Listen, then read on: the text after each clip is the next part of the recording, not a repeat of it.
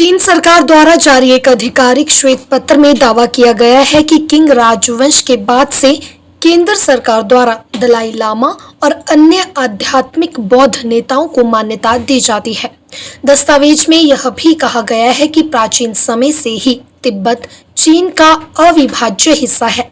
इसमें कहा गया है कि 1393 में गोरखा आक्रमणकारियों के जाने के बाद से किंग सरकार ने तिब्बत में व्यवस्था बहाल की और तिब्बत में बेहतर शासन के लिए अध्यादेश को मंजूर किया।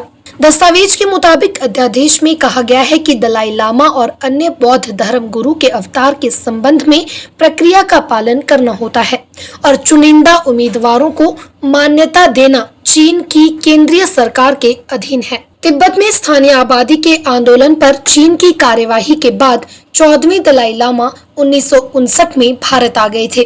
भारत ने उन्हें राजनीतिक शरण दी थी और निर्वासित तिब्बती सरकार तब से हिमाचल के धर्मशाला में है। दलाई लामा 85 साल के हो चुके हैं और उनकी बढ़ती उम्र के कारण पिछले कुछ वर्षों में उनके उत्तराधिकारी का मुद्दा उठने लगा है।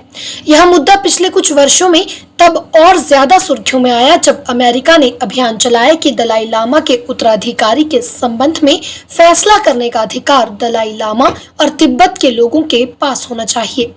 तो वहीं निर्वासित तिब्बत सरकार के डिप्टी स्पीकर आचार्य यशी फुनसुक की माने तो चीन हमेशा से ही दुनिया को अपनी चाल में फंसाता आया है। दुनिया जानती है कि असली दलाई लामा कौन है। इसके लिए बकायदा दुनिया भर में बहस होती है। अकेले चीन के कह देने मात्र से क्या होगा।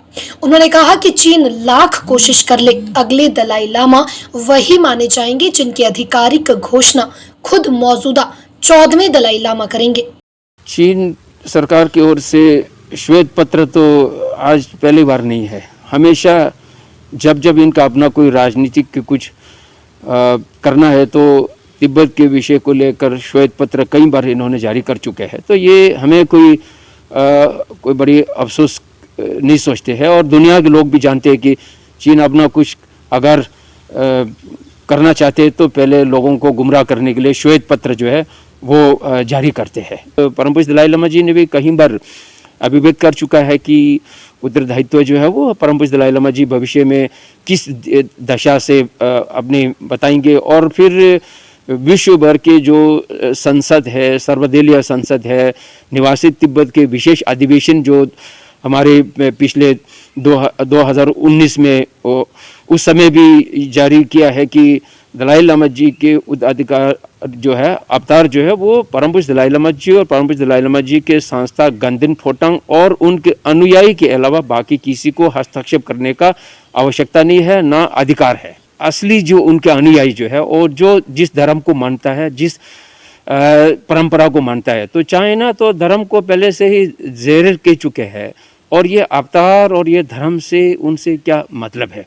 और दलाई लामा जी ने जो जैसे किसी के भी अवतार जो आज तक जो घोषणा किया है, जब से लेकर आज तक के वो अनुयायी लोग जब उसी को मानते हैं तो चीन सरकार जो भी राजनीति करेंगे उसको मान्यता ना तिब्बती लोगों से होंगे उनको, ना उनकी अन्य अनुयायी के लोगों से भी वो प्राप्त नहीं होगा।